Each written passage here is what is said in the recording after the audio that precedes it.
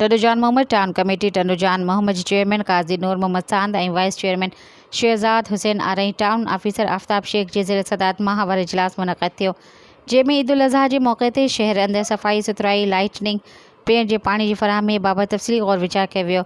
इजलास दौरान शहर में जारी ऐं रिथियल तरक़ाती कमनि बाबति पिणु तजवीज़ूं वरिती वयूं, जिते वाटर सप्लाई फ़ेज़ 2 मनसूबे ते बि ख़्यालनि जी ॾे वठि कई वई। इजलास में टाउन कमेटी के समूरे काउंसिलर शिरकत कई, जिते इंजीनियर काजी रहीम बख्श सांद, इंजीनियर काजी करम अल्लाह सांद, इंजीनियर अयाज चांग, काजी दीन मोहम्मद सांद पिणु मौजूद हुआ।